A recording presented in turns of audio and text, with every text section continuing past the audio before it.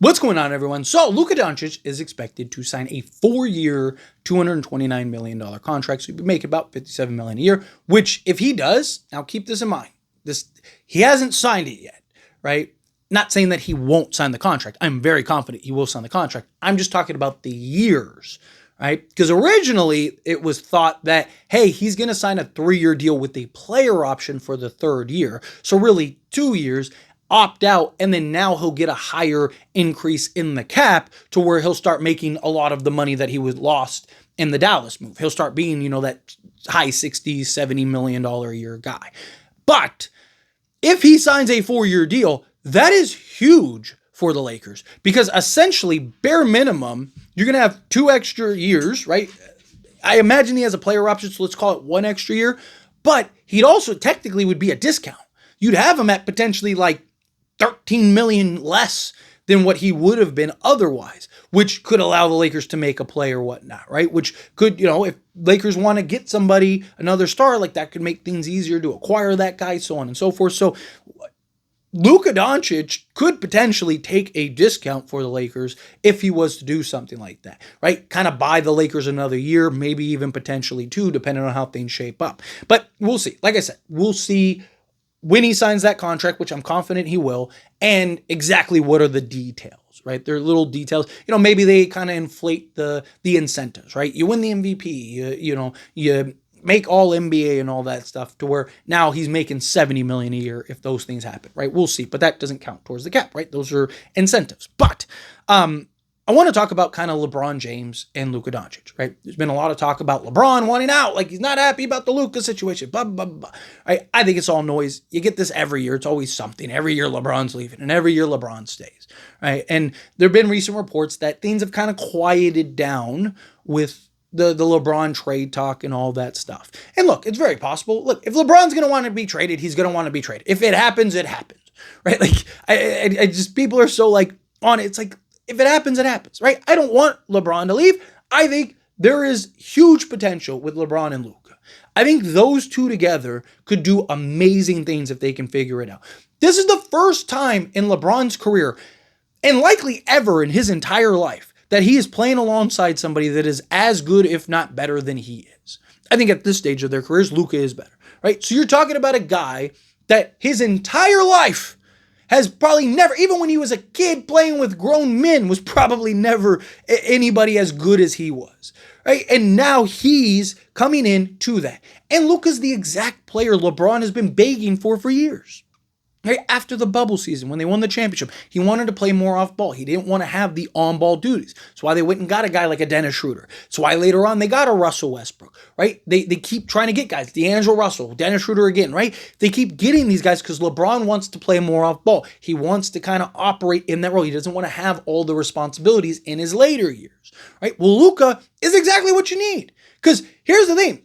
As much as I love Anthony Davis, LeBron for years was trying to get him to take the keys and drive. And there were moments where it's like, boom, there he is. He's in the driver's seat. Let's go. And then that would fall off. Then he hand him back to LeBron, right? It's just, he never really took the reins as the guy like LeBron wanted to. You know who's going to have no problem with that? Luka Doncic. Luka has no issues with it. You saw it last year. And you saw LeBron's ability to adapt and play off ball and be willing to kind of let Luka be Luka, right? Which takes so much pressure off LeBron and could really extend his career even further, right? And so I do think that there is a version of this where if those two, how many teams have 2 top 10 players in all of basketball? Say what you want about LeBron James. The guy's still one of the best players in all of basketball. He was all NBA last season. On top of that, he was 6th in MVP voting. And we saw with Anthony Davis what he had to do, and he was still able to do it in spots. He can't put a team on his back anymore. No, he can, Luka. And now he's going to have LeBron James, who can now allow himself to be healthier and kind of fit in and preserve himself over the course of a season to come playoff time. Because there are going to be moments where we need LeBron to go be heroics. But you saw LeBron kind of gassed. LeBron's kind of beat, exhausted, tired. Well, if you have Luka, who's healthy, motivated, rejuvenated, and ready to prove himself, right? And he's out there and he's able to sustain, then that now takes pressure off LeBron. So when there are those games where Luka's like, man, I don't have it tonight, right? I just can't find the bottom of the net, whatever. Give me to Rock, don't worry. And LeBron can handle business. And he can be that guy. And you can balance them out. Luka goes to the bench. LeBron can kind of be aggressive. LeBron's going to get his 20 plus a night just being on the basketball court, right? You're not going to have to worry about LeBron getting his. He will get his, right? But if they can make that work, I mean, you're talking about, they could be the best duo in all of basketball. I'm not saying that they will. There are some questions about, kind of fit and stuff because they are such similar players. But if LeBron really is willing to adapt and play more off ball, and he's become a much better shooter over the later years of his career, if he keeps improving in that regard, all of a sudden you could look up and, they could be dynamic, right? Like, you have two guys that have proven more with less than probably anybody in the league, right? And those two guys are now on the same team together. LeBron is the best player Luka has ever played with and may end up ever playing with. Unless, we end up getting prime Jokic or Giannis in a year or two. I mean, even in LeBron's later years, there's still a lot of juice in there, right? Like, pause, right? But you get the point, right? Like, there's a lot of he's still an incredible talent and incredible player. So if you're the Lakers, you want to at least see this year. Like, what if the Lakers win the championship? Right? Why would you want to force LeBron out? Try to do it again. I don't know why LeBron would want to leave if they win the championship. I think LeBron stays. A lot of people might look at it as like, oh, LeBron got his chip. He can ride off in the sunset on a high note. I don't think so. Because now he's one away from tying Jordan. Right? So now all of a sudden, if he can go get that sixth ring, right? Especially if he has the gas in him still to go and make it happen. But again, it's gonna, with Luka locked in, the Lakers are in a win-win situation, right? Because either LeBron does want out, and it's like, okay, then you go get the assets you need and you build around Luka. And if he signs that 4-year deal, you have more time to kind of put together a contending roster.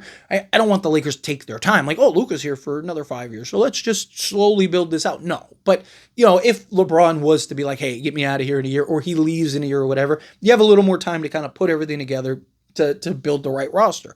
But I want to at least see, and I've said this even in the videos where I've talked about the trade rumors of LeBron, I want to see them for at least a season. I want to see, what do they look like? Right? There was some real signs there at points during the season, and they just kind of both got thrown in. And then when they got thrown into it, LeBron ends up getting hurt, Luka's still recovering, and he's out of shape and all that. Like, what does this look like with a fully healthy, fully motivated, fully conditioned Luka? And LeBron James now gets to finally play in that second option role. He's never really going to be the second option, but he's willing to adapt to that. What does that look like? I want to see what that looks like. That could be something that is absolutely brilliant. Right? That could be something where we're just like, wow, Lakers are the best team in basketball. Right? So many people talk about oh, Lakers aren't a contender, Lakers are this, Lakers are that. Again, Luka is not Anthony Davis. It's something a lot of I think a lot of people are looking at, oh, LeBron and Anthony Davis were a play-in team, right? And they might have been last year too. But Luka and LeBron are not Luka and Anthony Davis. And if that duo can work, right? I mean, you have two top 10 players in all of basketball, and you have arguably the top 3 player in all of basketball in Luka, right? Like, you want to talk about Lakers being a contender, it's on those two. Those two figure it out at a high level. Yes, they can win an NBA championship. But let me know your thoughts and opinions down in the comments. That being said, if you haven't liked this video, hit that like button. Helps me a lot. If you enjoy these types of videos, and I truly appreciate it. Not subscribe channel, hit that subscribe button, turn on the bell notifications. Appreciate y'all. See you in the next one. Thank you.